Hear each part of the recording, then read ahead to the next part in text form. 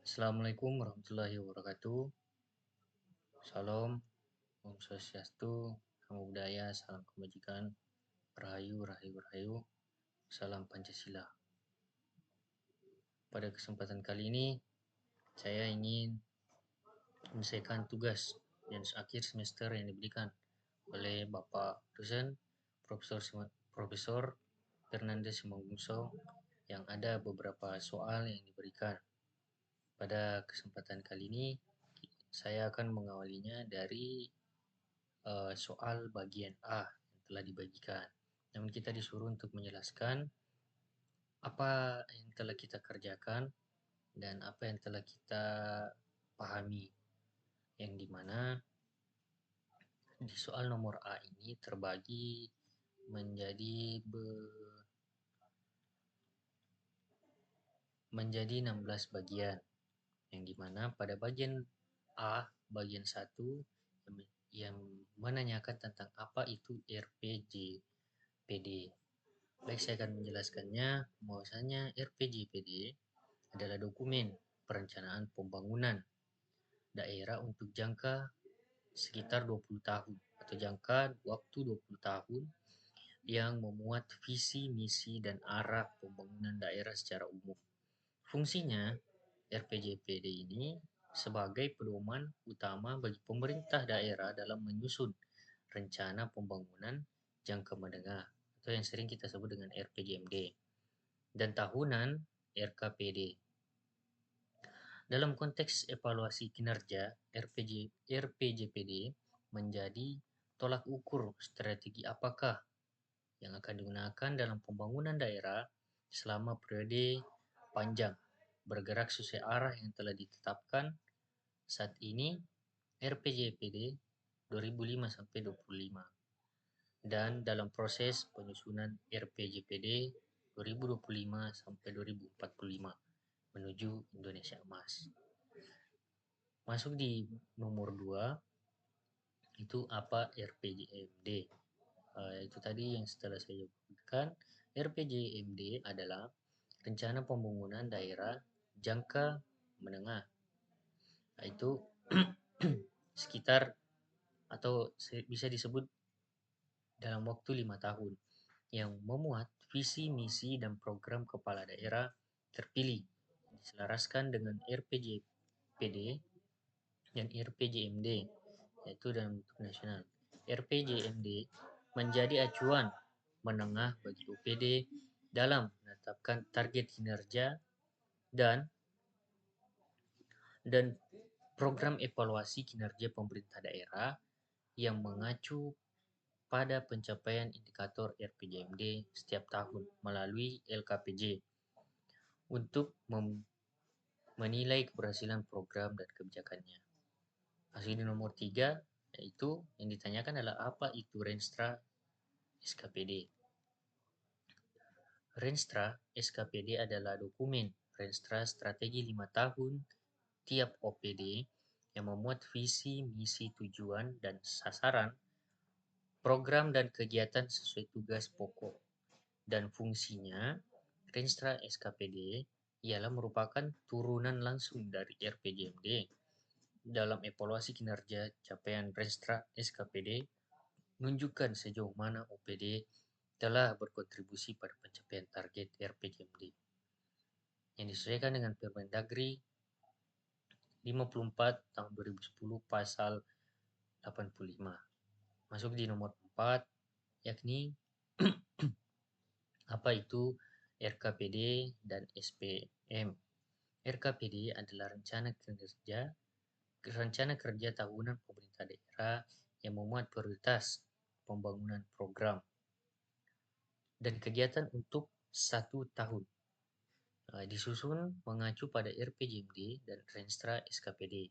RKPD menjadi dasar penyusunan RAPBD dan menjadi dokumen utama evaluasi tahunan kinerja pemerintah. Kalau dan yang ditanyakan tadi adalah SPM. SPM adalah ketentuan mengenai jenis dan mutu pelayanan dasar minimal yang harus dipenuhi oleh pemerintah daerah kepada masyarakat, misalnya di bidang pendidikan, kesehatan, infrastruktur, dan lain-lain sebagainya. Dalam evaluasi, pencapaian SP menjadi indikator pelayanan publik yang wajib dipenuhi. Masuk di nomor 5, yaitu apa itu Renja SKPD. Renja SKPD adalah dokumen rencana kerja tahunan tiap OPD yang memuat program, kegiatan, indikator, target, dan kebutuhan anggaran. Renja SKPD menjadi acuan OPD untuk melaksanakan program pada tahun berjalan dan disusun berdasarkan Renstra SKPD dan RKPD. Evaluasi Renja SKPD dilakukan setiap akhir tahun untuk mencapai capaian, output, dan outcome kegiatan suatu OPD.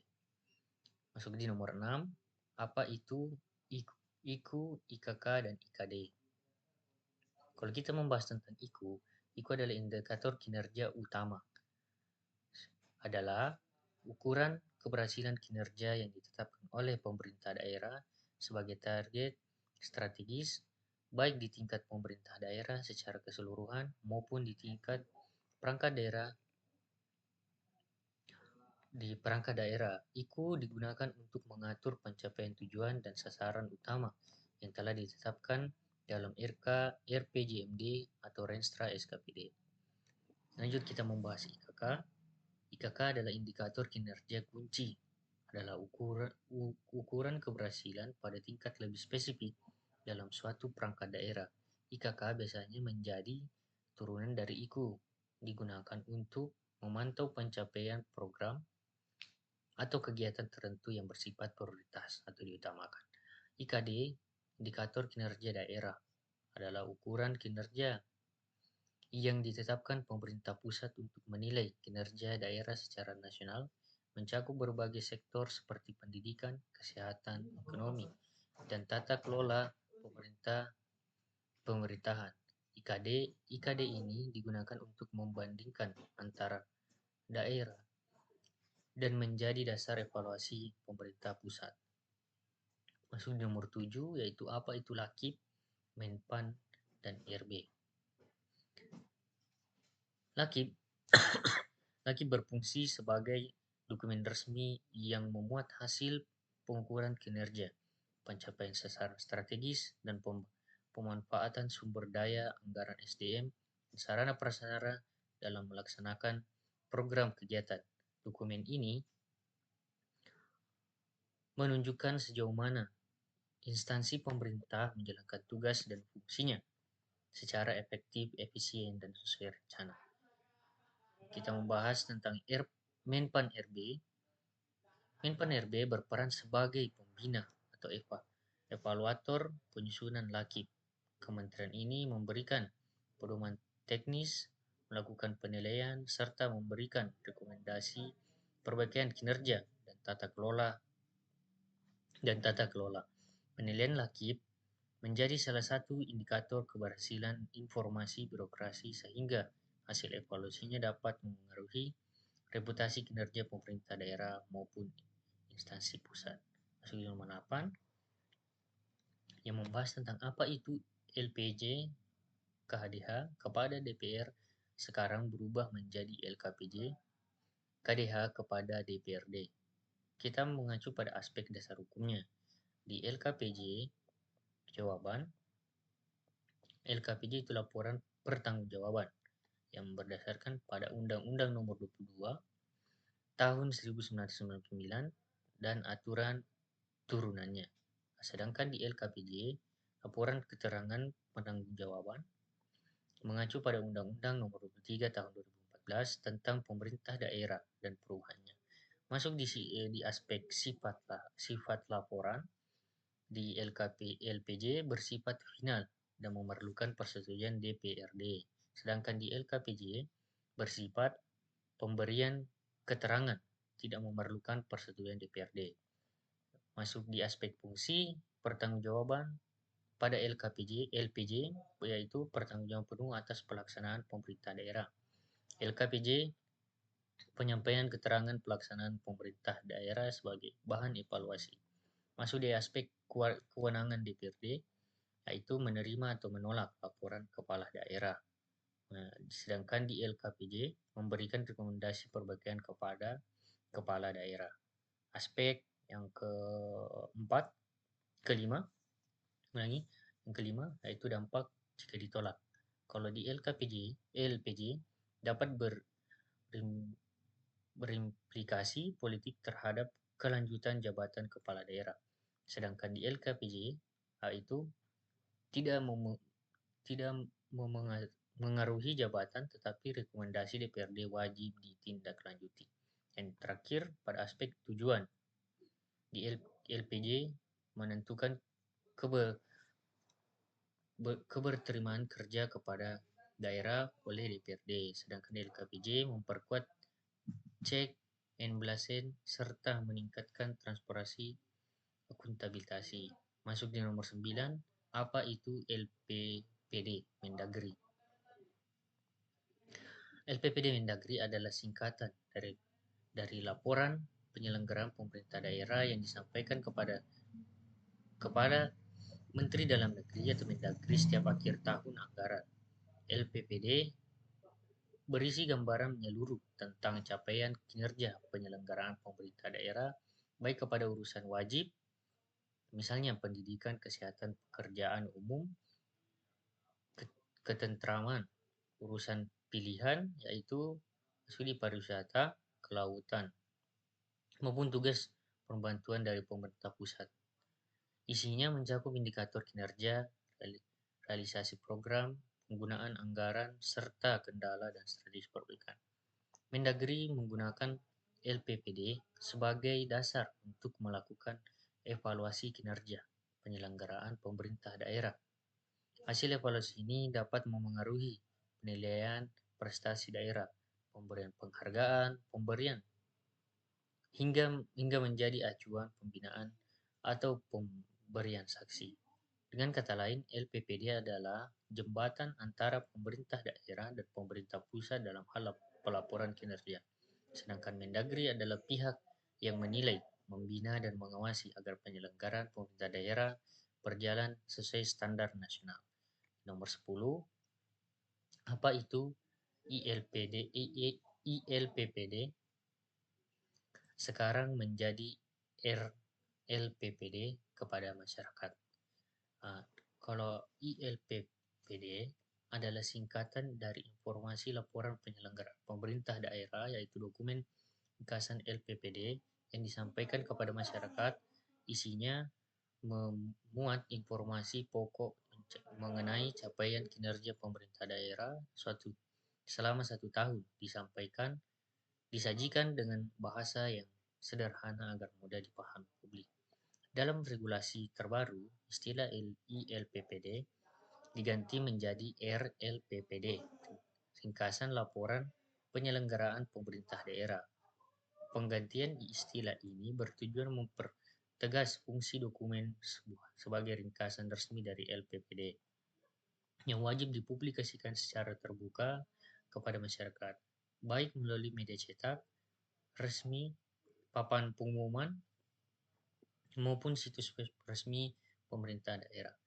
RLPPD memuat informasi penting sebagai target dan realisasi program, capaian indikator kinerja, penggunaan anggaran, serta keberhasilan dan hambatan pelaksanaan pembangunan daerah.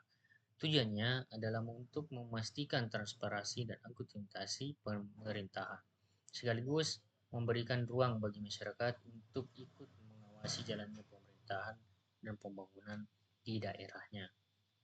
Di nomor 11, apa itu APBD dan apa itu APBDP? APBD, Anggaran Pendapatan dan Belanja Daerah, adalah rencana keuangan tahunan pemerintah daerah yang disetujui oleh DPRD dan ditetapkan dengan peraturan daerah. APBD menjadi pedoman dalam pelaksanaan seluruh pendapatan, belanja, dan selama 1 tahun anggaran. APBDP, perubahan dari APBD, adalah perubahan atas APBD yang telah ditetapkan sebelumnya. Biasanya dilakukan apabila terjadi perkembangan yang tidak sesuai dengan asumsi awal, seperti perubahan pendapatan, belanja, dan pembiayaan daerah.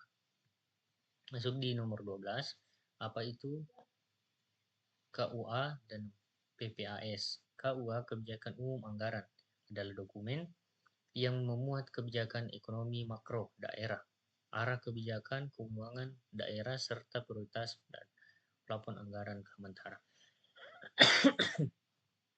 PPAS, prioritas dan plafon anggaran sementara, adalah rincian dari KUA yang berisi prioritas program serta batas maksimum anggaran sementara untuk masing-masing urusan dan perangkat daerah. Masuk di nomor 13, apa itu BTL dan PL dalam anggaran APBD. BTL, belanja tidak langsung. Belanja tidak langsung terkait dengan laporan pelaksanaan program atau kegiatan seperti gaji ASN, tunjangan hibah, dan bantuan sosial. Kalau BL, belanja langsung, belanja yang tidak langsung, yang terkait langsung dengan pelaksanaan program atau kegiatan seperti honorium, pelaksanaan kegiatan, pengadaan barang dan jasa, perjalanan dinas, dan pembangunan fisik. Masuk di nomor 14, apa itu sakit, PKP, opini, WTP, WDP, dan disclaimer. Sejauh mana yang saya pahami, sakit itu adalah sistem akuntabilitas kinerja instansi pemerintah. Sistem yang digunakan untuk menilai sejauh mana instansi pemerintah mencapai tujuan dan sarana kinerjanya secara efisien dan efektif. BKP, Badan Pemeriksa Keuangan, lembaga negara yang memeriksa pengelolaan dan tanggung jawab keuangan negara atau daerah. Opini BKP, yaitu penilaian profesional BKP terhadap kewajaran laporan keuangan pemerintah jenis opini. BTP, wajar tanpa pengecualian. Laporan dianggap sesuai standar akuntansi. Opini terbaik. BDP, wajar dengan pengecualian. Laporan umumnya wajar, tapi ada beberapa pengecualian. Disclaimer, tidak menyatakan pendapat. BKP tidak mendapat memberikan opini karena tidak cukup atau tidak dapat diverifikasi. Apa itu SOP berisi? Apa itu SOP berisi? SHRR, SPPD, ASN, PNS, dan P3K. SOP, Standar Operational Procedure, ialah pedoman baku pelaksanaan kerja untuk memastikan kegiatan berjalan efektif, efisien, dan konsisten. SHSR, biasanya singkat dari huruf hasil supervisi dan review, tergantung koneksi lembaga dapat juga berbeda. SPPD, Surat Perintah Perjalanan Dinas, dokumen resmi yang digunakan ASN atau PNS untuk melakukan perjalanan dinas. ASN atau aparatur sipil negara, pegawai negeri yang bekerja pada instansi pemerintah, terdiri dari dua jenis, yaitu PNS, pegawai negeri sipil, ASN dengan status tetap, P3K, pegawai pemerintah dengan perjanjian kerja, itu bisa dibilang sebagai ASN dengan status kontrak tertentu sesuai perjanjian kerja. Dan yang terakhir, nomor 16 itu apa? BMD, BLUD, SIPD. BMD, Badan Milik Negara, semua barang yang dibeli atau diperoleh dari APBD maupun diperoleh sah lainnya yang menjadi aset pemerintah daerah. Kalau BLUD, Badan Layanan Umum Daerah, unit kerja yang di lingkungan pemerintah daerah yang diberi fleksibel dalam pengelolaan keuangan untuk meningkatkan pelayanan kepada masyarakat, misalnya rumah sakit daerah atau UPT pelayanan publik. SIPD, Sistem Informasi Pemerintah Daerah, sistem nasional berbasis elektronik yang digunakan untuk mendukung perencanaan penganggaran, pelaporan, dan evaluasi kinerja pemerintah daerah secara terpadu. Baik, saya lanjutkan di bagian B, yang dimana terdapat soal, yaitu jelaskan pemahaman Anda terkait jalur evaluasi kinerja pemerintah daerah dilihat dari sejarah pembentukan pemerintah. Nah, di ilmu pemerintahan merupakan cabang ilmu yang berkembang dari pemerintah tentang kekuasaan, kewenangan, dan pembagian kekuasaan tersebut digunakan untuk mencapai tujuan negara. Dalam perkembangannya, ilmu pemerintah tidak hanya membahas struktur dan fungsi kekuasaan, tapi juga menyoroti bagaimana kebijakan dan pelayanan publik dijalankan secara efektif dan akuntabel. Pemahaman tentang evaluasi kinerja pemerintah daerah tidak dapat dilepaskan dari akar histori terbentuknya ilmu pemerintahan itu sendiri.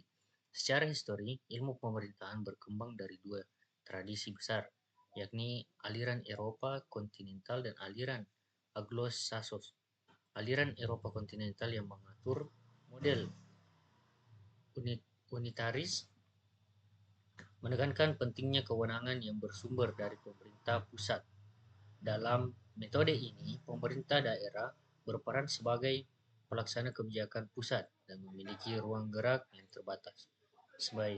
Sebaiknya aliran Anglo-Saxon yang menggunakan model federalis menekankan adanya pembagian kekuasaan antara pemerintah pusat dan pemerintah daerah.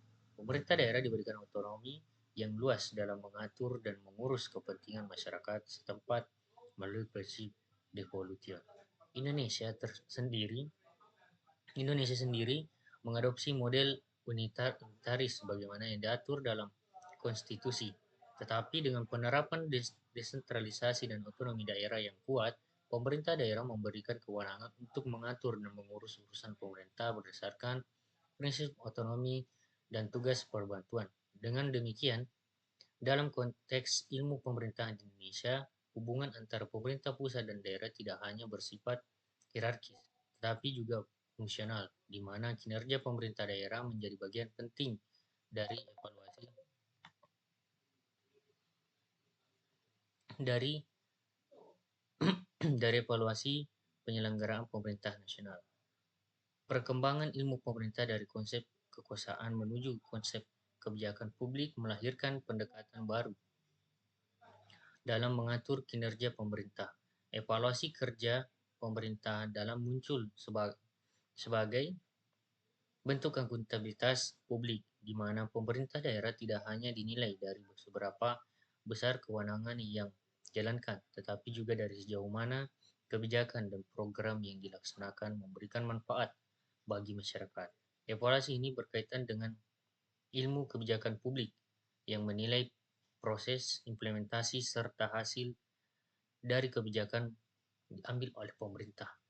Dalam praktiknya, evaluasi kerja pemerintah daerah di Indonesia dilakukan melalui berbagai instrumen seperti SAKIP, Sistem Akuntabilitas Kinerja Instansi Pemerintah, dan LAKIP, Laporan Akuntabilitas Kinerja Instansi Pemerintah. Melalui sistem ini, sistem instansi pemerintah daerah diharuskan menyusun perencanaan kinerja, pelaksanaan program, serta melaporkan hasilnya secara transparan. Selain itu, lembaga seperti BPK, Badan Pemeriksa Keuangan, dan Kemenpan-RB turut berperan dalam memberikan penilaian terhadap evaluasi pengelolaan keuangan dan kinerja pemerintah daerah. Masuk di nomor 3, yaitu jelaskan pemahaman Anda tentang alur evaluasi kinerja pemerintah daerah dilihat dari alur pertanggungjawaban. Pada nomor 3 ini terdapat model pertanggungjawaban kepada pemerintah daerah menurut Undang-Undang Nomor 5 Tahun 1974, yang dimana menurut Undang-Undang Nomor 5 Tahun 1974, yakni tentang pokok-pokok pemerintah di daerah. Pertanggungjawaban kepala daerah bersifat vertikal dan menunjukkan kuatnya kendali pemerintah pusat terhadap pemerintah daerah dalam model tersebut. Kepala daerah tingkat 1 atau gubernur yang terdapat di tabel ini bertanggung jawab kepada Menteri Dalam Negeri dan Presiden. Sedangkan kepala daerah tingkat 2, Bupati atau Wali Kota bertanggung jawab kepada Gubernur, kemudian ke Mendagri, dan selanjutnya ke Presiden. Selain itu, kepala daerah juga memberikan keterangan bertanggung jawab kepada DPRD. Namun, peran DPRD saat itu masih bersifat konsultatif, belum memiliki kekuatan politik untuk menilai dan menolak laporan kepala daerah. Pola ini mencerminkan sistem pemerintahan sentralistik, yang di mana evaluasi kinerja pemerintah daerah lebih menekankan kepatuhan terhadap kebijakan pusat daripada hasil pelayanan publik. Bisa dibilang dengan berkembangnya prinsip good governance, kepatuhan terhadap kebijakan pusat dari hasil pelayanan publik, prinsip good governance, performance, sistem pertanggungjawaban berubah menjadi lebih desentralisasi dan partisipatif, yang dimana kepala daerah kini juga bertanggung jawab secara politik kepada masyarakat melalui DPRD. Pergeseran ini menunjukkan bahwa evaluasi kinerja pemerintah daerah kini berkontribusi atau bisa dibilang berorientasi pada akuntabilitas publik dan hasil pembangunan, bukan sekedar kepatuhan administratif. Adapun juga tabel di bawahnya itu model pertanggungjawaban kepala daerah menurut Undang-Undang Nomor 22 Tahun 1999, yang dimana undang-undang ini membahas tentang pemerintahan daerah menandai perubahan besar dalam sistem pertanggungjawaban kepala daerah di Indonesia. Berbeda dengan sistem sebelumnya yang bersifat sentralistik, undang-undang ini memperkenalkan prinsip desentralisasi dan otonomi daerah secara luas. Dalam model ini, kepala daerah tidak lagi semata-mata bertanggung jawab secara vertikal kepada pemerintah pusat, tetapi juga secara horizontal kepada DPRD sebagai wakil rakyat daerah. Berdasarkan bagan yang ada di atas, kepala daerah provinsi bertanggung jawab kepada DPRD provinsi, sedangkan kepala daerah bupati kota bertanggung jawab kepada DPRD kabupaten atau kota. Hubungan dengan pemerintah pusat tetap ada, namun berbentuk laporan pertanggungjawaban administrasi kepada Menteri Dalam Negeri dan Presiden. Bukan hubungan komando. Dengan demikian, DPRD memiliki peran strategis dalam mengevaluasi kinerja kepala daerah melalui mekanisme politik dan kebijakan. Alur ini menunjukkan bahwa evaluasi kinerja pemerintah daerah mulai berorientasi pada akuntabilitas politik, publik, dan demokrasi lokal. Keberhasilan kepala daerah tidak hanya diukur dari kepatuhan terhadap pemerintah pusat, tapi dari kemampuan mereka menjalankan pemerintah yang efektif, transparan, dan responsif terhadap kebutuhan masyarakat. Sistem ini menjadi tenggak penting dalam evaluasi perubahan pemerintah daerah menuju tata kelola yang lebih partisipasi dan berkeadilan. Masuk di model pertanggungjawaban kepala daerah menurut Undang-Undang 32 2024 dan Undang-Undang Nomor 23 2014, yang dimana model pertanggungjawaban kepala daerah berdasarkan kedua undang-undang ini menunjukkan sistem yang lebih komprehensif dan akuntabel, melibatkan pemerintah pusat, DPRD, dan masyarakat. Kepala daerah wajib menyampaikan laporan pertanggungjawaban pemerintah daerah atau yang sering disebut dengan LPPD kepada pemerintah pusat sebagai bentuk pertanggungjawaban administrasi atas pelaksanaan urusan pemerintahan. Yang kedua, laporan LKPJ. Laporan keterangan pertanggungjawaban atau sering disebut dengan LKPJ kepada DPRD yang berfungsi sebagai bahan pengawasan dan evaluasi terhadap kinerja kepala daerah.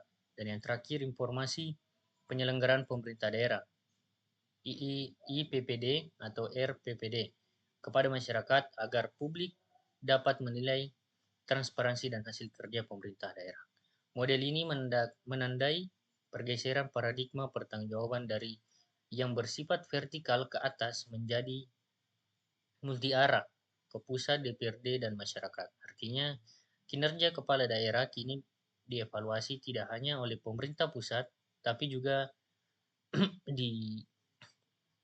dievaluasi oleh wakil rakyat dan masyarakat secara langsung.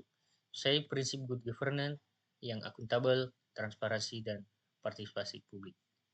Masuk di model pertanggungjawaban kepala desa menurut Undang-Undang Nomor 6 Tahun 2014, yang dimana pertanggungjawaban kepala desa mencakup 3 arah utama, yakni kepada bupati, wali kota, badan pemusyawaratan desa, dan masyarakat desa, yang dimana terbagi menjadi kepala bupati atau wakil kota. Kepala desa menyampaikan laporan penyelenggaraan pemerintah desa atau LPPD desa setiap akhir tahun, anggaran sebagai bentuk pertanggungjawaban administratif pasal 27 huruf A. Kepada BPD, Kepala Desa memberikan laporan pertanggungjawaban pemerintahan desa LKPPD desa sebagai bahan evaluasi pertanggungjawaban kinerja pemerintah desa. Pasal 27 huruf B. Kepada masyarakat, Kepala Desa wajib menyampaikan informasi penyelenggaraan pemerintah desa atau IPPD agar masyarakat mengetahui dan menilai kinerja pemerintah desa sesuai dengan pasal 27 huruf C. Perbedaan jumlah panah kepada bagan atau satu ke BPD dan 2 arah ke DPRD pada model sebelumnya menunjukkan bahwa hubungan kepala desa dan BPDD bersifat konsultatif dan pengawasan internal desa, bukan hubungan politik seperti antar kepala desa dan DPRD.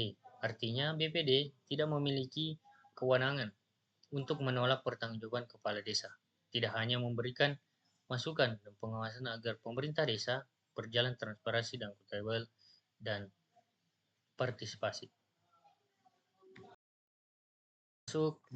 Masuk di bagian D, yaitu kinerja perencanaan daerah yang terbagi, yaitu visi sesuai Kabupaten X dan Y berikut. Terwujudnya Kabupaten X yang damai, maju, sejahtera, demokrasi, dan tangguh serta berdaya saing di atas landasan cinta kasih, kejujuran, keadilan. Kabupaten Y berbasis budaya Y yang unggul di bidang kelautan dan perikanan, pariwisata, serta pertanian. Di mana soalnya yaitu menurut Anda yang memiliki kompetensi administrasi perikanan daerah, pemerintahan daerah, jika Anda terlibat dan mengikuti dalam penyusunan dokumen perencanaan, kira-kira visi mana yang menurut Anda sesuai dan yang mudah Anda kerjakan. Kenapa? Mau dijelaskan? Baik, saya akan sedikit menjelaskan tentang pertanyaan nomor 2 ini. Jika saya memiliki keterlibatan dalam penyusunan dokumentasi perencanaan, maka visi misi Y adalah yang paling sesuai dengan dan mudah untuk saya kerjakan. Alasannya, karena visi misi Y lebih spesifik, terukur, dan fokus pada keunggulan daerah, yaitu pada bidang kelautan, perikanan, pariwisata, dan pertanian. Visi yang berbasis kompetensi lokal seperti ini memudahkan dalam penyusunan dokumen perencanaan sebab arah pembangunan dapat dijabarkan secara konkret ke dalam misi, tujuan, sasaran, strategis, dan program.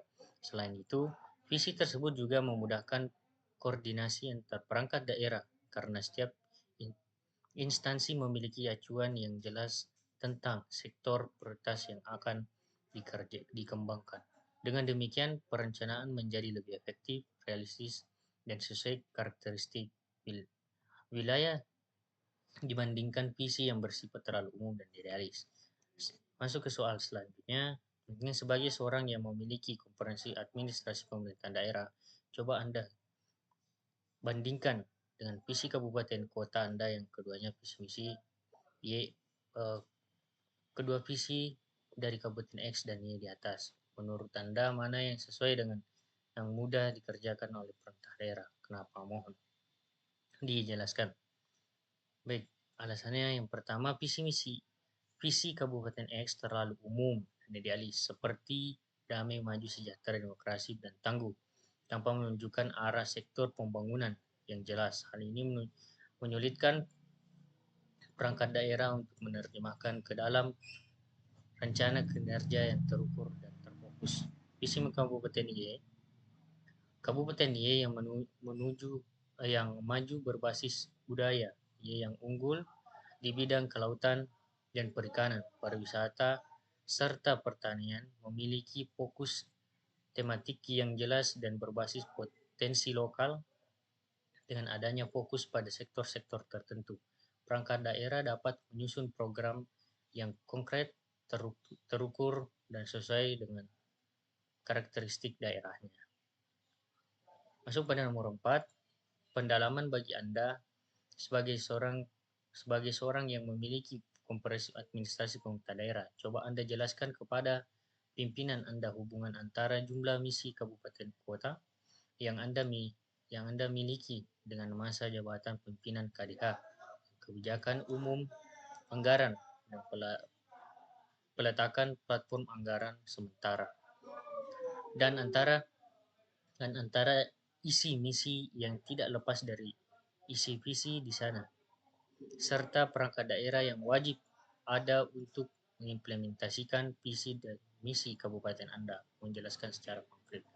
Baik, sedikit saya jelaskan yang dimana hubungan antara jumlah misi daerah, masa jabatan kepala daerah, dan KUA PPAS saling berkaitan dalam sistem perencanaan pembangunan daerah. Jumlah misi harus disesuaikan dengan masa jabatan kepala daerah, itu 5 tahun, agar tiap misi dapat dicapai secara realistis dan terukur. Visi menjadi arah pembangunan jangka menengah, sedangkan misi adalah alat atau langkah strategis untuk mewujudkannya. Oleh karena itu, misi tidak boleh lepas dari visi, sebab misi merupakan penjabaran konkret dari arah besar pembangunan daerah.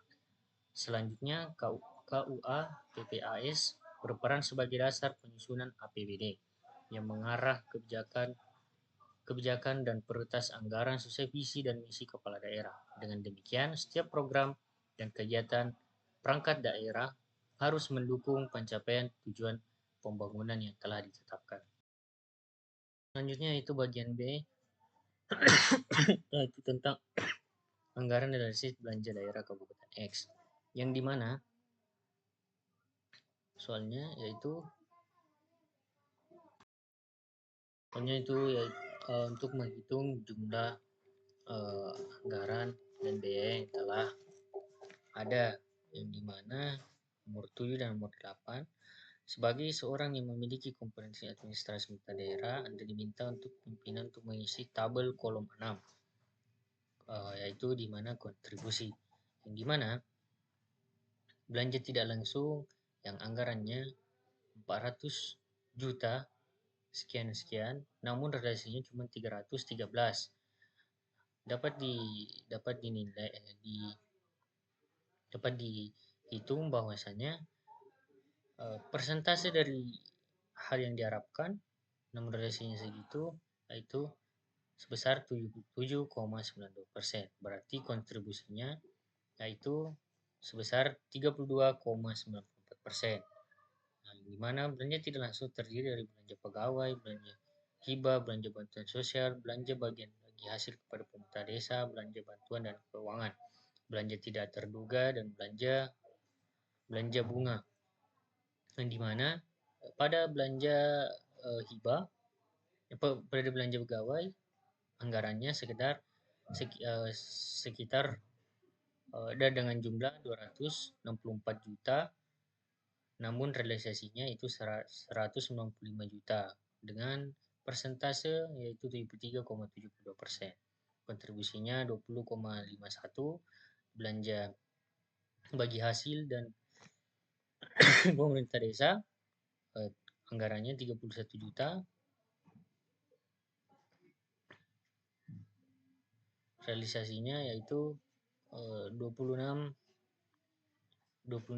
juta dengan persentase 84,92% dan kontribusi 2,78%. Masuk di belanja langsung, yang dimana 756 juta adalah anggarannya. Realisasinya yaitu 637 juta dengan persentase 84,36 dan kontribusi 67,6. 67,06.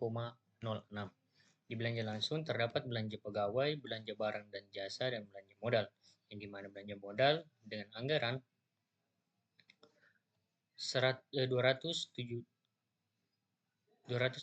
juta sekian-sekian dengan realisasi yaitu 218 dan persentase 79,66 dengan kontribusinya yaitu 22,90%.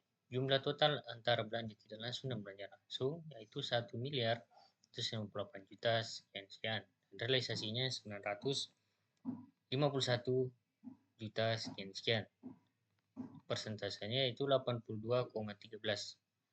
Yang kontribusinya tentunya 100% dijumlah dari hasil di atasnya.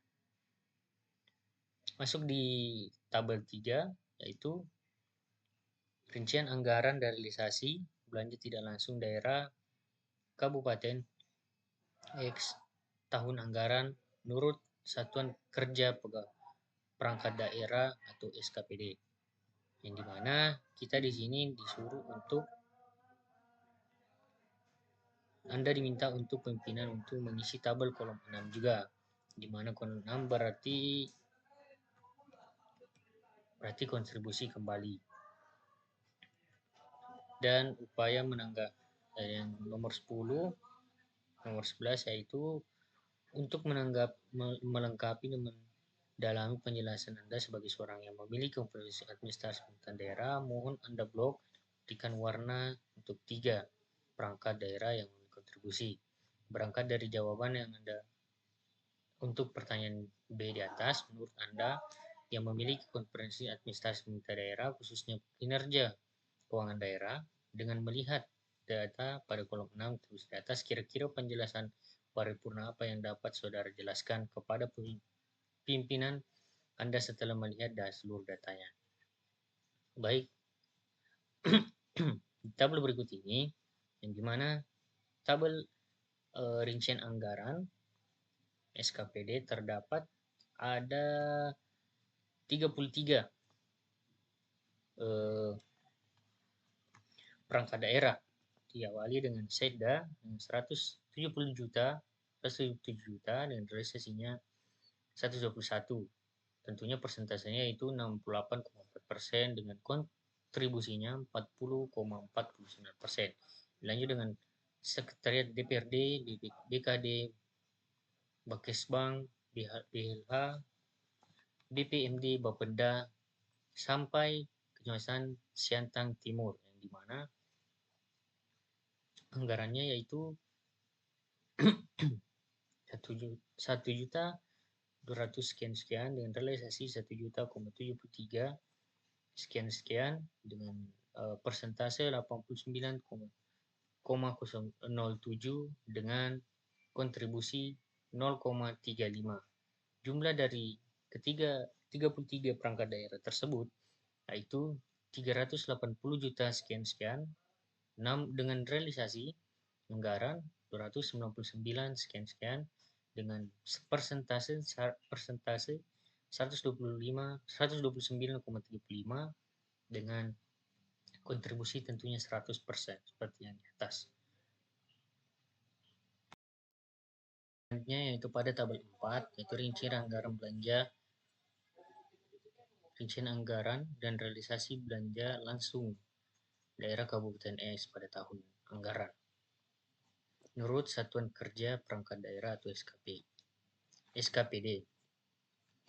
yang dimana seperti pada tabel di atas sebelumnya dimulai pada sekretaris daerah dilanjutkan dengan sekretaris DPRD hingga Kecamatan Siantang Timur. Namun di sini kita disuruh untuk mengisi pada tabel 6 lagi dan disuruh untuk melengkapi dan mendalami penjelasan sebagai seorang yang memiliki kompetensi administrasi pemerintahan daerah, disuruh untuk memberikan 3 warna yang perangkat yang memiliki kontribusi yang paling tinggi. Dan yang nomor 14 yakni melihat data di kolom 6 tentang kontribusi, kira-kira penjelasan paripurna apa yang Anda sudah jelaskan kepada pimpinan setelah melihat tabel berikut. Yang dimana pada Sekda di Kabupaten X ini anggarannya 127 juta, realisasinya 109. Sekian dengan persentase 85,88. Kontribusinya tentunya 17,20. Dilanjutkan dengan sekretaris DPRD yang dimana 33 juta sekian dan realisasinya 27 dengan persentase 180 dan kontribusi 4,26. Hingga Kecamatan Siantang yaitu 2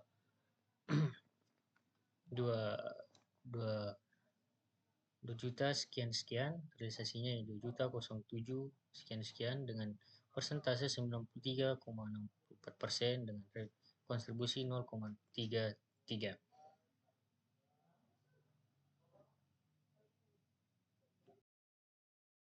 Dan pada tabel terakhir yaitu tabel 5 mengenai anggaran dan realisasi pembiayaan daerah Kabupaten X pada tahun X yang dimana ada 3 soal yang diberikan oleh dosen sebagaimana seorang yang memiliki kompetensi administrasi pemerintahan daerah, Anda diminta oleh pimpinan untuk mengisi tabel tentang jumlah pembiayaan neto dan kolom 5 tentang persentase pembiayaan.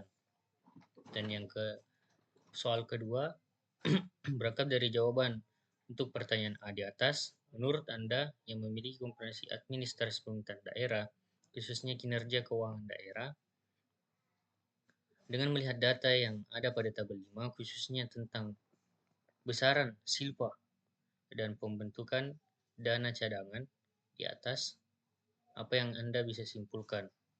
Dan yang terakhir yaitu untuk melengkapi dan mendalami penjelasan Anda sebagai seorang yang memiliki kompetensi administrasi pemerintah daerah, Anda diminta oleh pimpinan untuk menghitung dengan konkret besaran silpa dari Kabupaten X ini.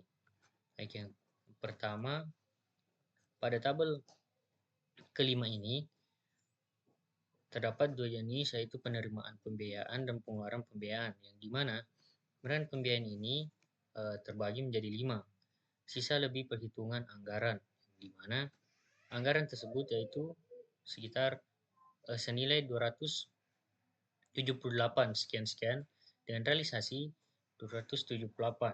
Dapat disimpulkan bahwa hal ini 100% berhasil. Dan pengeluaran pembiayaan terbagi menjadi 3 yaitu pembentukan dana, penyerahan modal, dan pembentukan dana cadangan dan bunga dana cadangan, yang dimana anggaran tersebut sebesar 7,500 dan realisasinya pun juga seperti itu, bahwa berarti dapat disimpulkan bahwa 100% berhasil dalam penanganannya.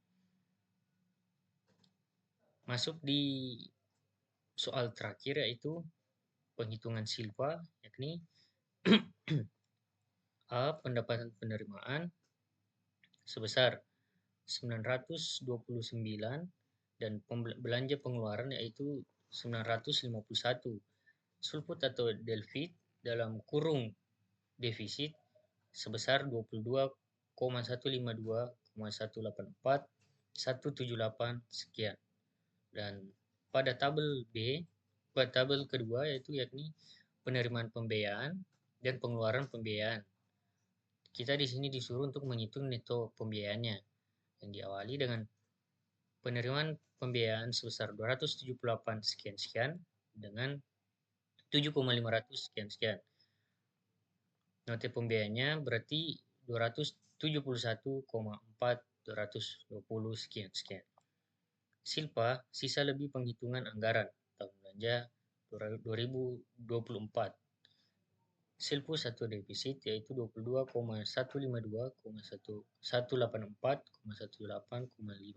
Sedangkan netonya yakni 271,420,639,182,32 dengan sulpa atau hasil dengan angka 249,268,455,00427 rupiah. Sekian ujian yang telah saya jelaskan, lebih dan kurangnya mohon dimaafkan. Assalamualaikum warahmatullahi wabarakatuh.